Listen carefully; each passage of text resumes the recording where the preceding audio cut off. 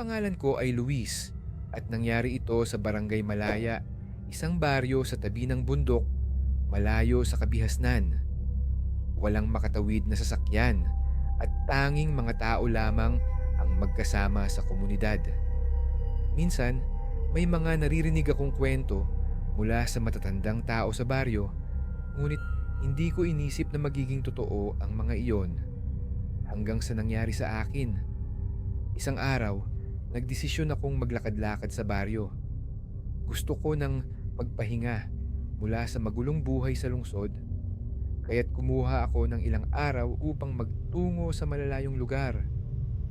Wala akong alam na ang lakad ko ay magiging dahilan ng pagbabago ng aking buhay magpakailanman.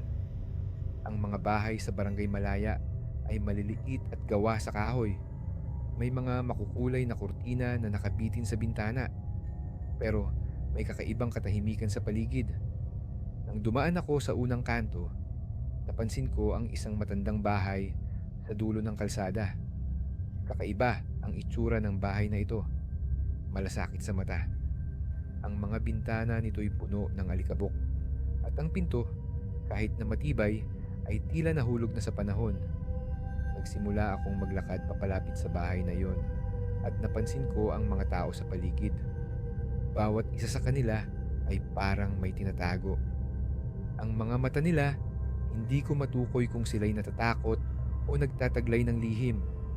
Nang tiningnan ko sila, parang ang bawat isa ay nagsasabing may hindi magandang mangyayari. "Luis, huwag mong lapitan yan," biglang sabi ng isang matandang babae na tumabi sa akin. Napatigil ako, hindi ko siya nakita kanina. Tumingin siya sa aking mga mata at nakita ko sa kanyang mga mata ang takot na hindi ko kayang ipaliwanag. "Ang bahay na yan, may kasaysayan na hindi mo kayang buhatin." Tanong ko, "Ano po ang ibig ninyong sabihin?" Ngunit hindi na siya sumagot. Iniiwasan niya ang mga mata ko at mabilis na umalis. Naglakad na parang may iniiwasang anino. Tumayo lang ako, naguguluhan at tanging ang mata ng matanda ang naiwan sa aking alaala. Kinausap ko ang ibang tao sa paligid, ngunit ang bawat isa ay parang hindi ko matanong ng maayos. Lahat sila, ang mga matay parang may takot na nakaaligid sa bawat kanto ng baryo. Ang hangin sa paligid ay mainit at sa bawat hakbang ko, para bang may malalaking anino na sumusunod sa akin. Kaya't mas pinili ko nang tumuloy sa isang maliit na tindahan. Nasa loob ako ng tindahan nang makita ko ang isang batang lalaki na nakaupo sa tabi ng mga kahon ng paninda. Tinitigan niya ako ng mahahabang sandali at ang kanyang mga mata ay puno ng kalungkutan. Sinubukan kong makipag-usap sa kanya, ngunit tila wala siyang naririnig. Hindi ko alam kung paano ko sisimulan ang usapan, pero ang kanyang mga mata ay parang nagsasabing may mabigat na lihim. "Ano po ang nangyari dito?" tanong ko sa batang lalaki. Hindi siya sumagot. Tumayo siya at nagsimulang maglakad papalabas. Laking gulat ko nang makita ko ang mga paa ng bata. Ang mga daliri niya ay nakatukod sa lupa, parang wala siyang sapatos. Isang takot na hindi ko kayang ipaliwanag ang dumapo sa aking katawan. Habang siya'y naglalakad, naramdaman ko na parang ang buong baryo ay nagmamasid sa akin. Tumingin ako sa paligid at nakita ko ang mga mata ng mga tao na parang nagsasabing, "Bakit hindi mo naiintindihan? Huwag mong ipilit." Ang mga ulap ay nagtakip sa araw at ang mga anino ay nagsimulang magtago sa mga kanto. Hindi ko na kayang maghintay pa. Lumabas ako ng tindahan at nagsimula akong maglakad papunta sa matandang bahay. Ang lahat ng tao ay nakatingin sa akin pero walang nagsalita. Habang ako'y papalapit, ang hangin ay naging malamig at ang mga pader ng bahay ay tila gumagalaw na para bang may buhay ito. Dahan-dahan kong binuksan ang pinto. May narinig akong mga tunog, mga pag-ungol na parang galing sa ilalim ng lupa. Ang bawat hakbang ko ay nagdudulot ng kabog sa aking dibdib. Ang amoy sa loob ng bahay ay mabagsik, parang isang puok na hindi na nasisiyasat sa matagal na panahon.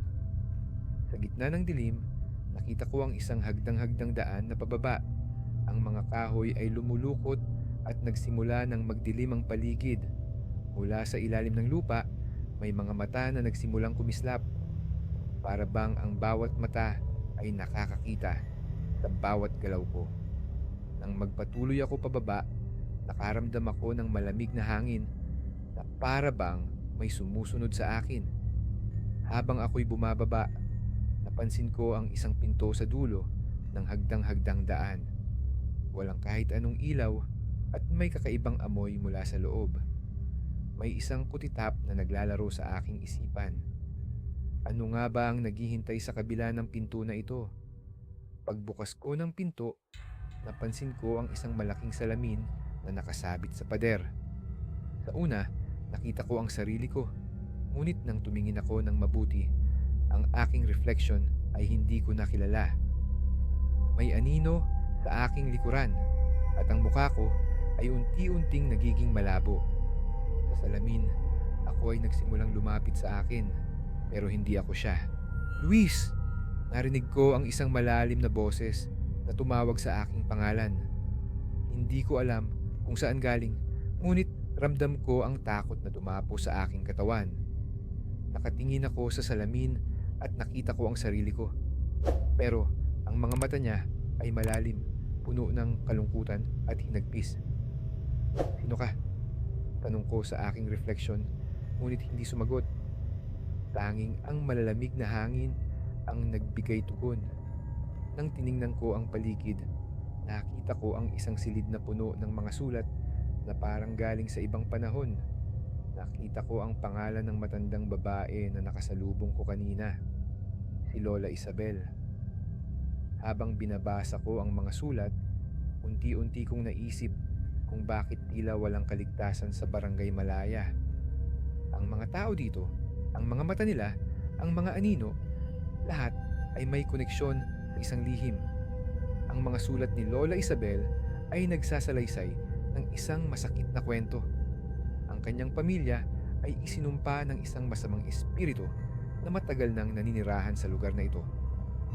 Ayon sa sulat, ang isang miyembro ng pamilya ni Lola Isabel ay nakagawa ng isang kasalanang nagdulot ng kalungkutan at pagkawasak.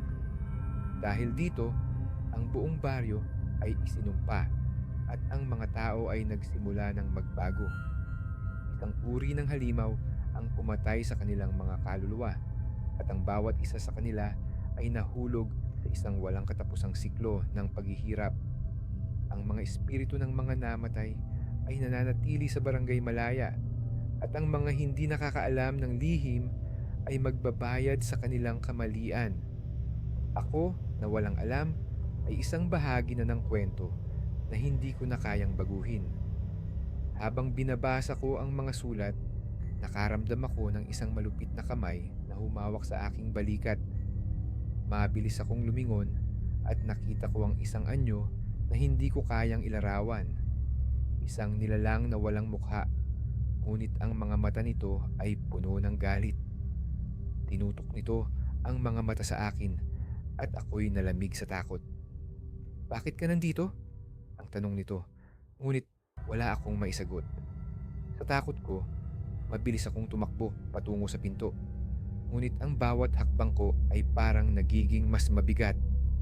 Napansin kong ang mga mata ng nilalang ay sumunod sa aking bawat galaw. Ang mga anino ay nagsimulang magbukas at ang kisame ng bahay ay parang sumisipsip ng lahat ng liwanag. Pagtuntong ko sa hagdang-hagdang daan, nakita ko ang batang lalaki na nakita ko kanina. Nakatayo siya sa dulo at ang mga mata niya ay puno ng pag-asa. "Luis, kailangan mong makaalis. Kung hindi, magiging bahagi ka na ng Barangay Malaya magpakailanman." Ang bawat hakbang ko pababa ay parang isang pagkakataon na mawala sa katingkahilan, ngunit hindi ko kayang talikuran ang sinimulan ko. Habang papalapit ako sa pinto ng bahay, naramdaman ko ang pagkabigat ng mga mata na sumusunod sa akin. Ako na lang ang natirang hindi patay sa barangay. At nang dumaan ang gabi, nagising ako sa isang lugar na wala ng kabigha-bighani. Isang lugar na matagal nang nakalimutan, Barangay Malaya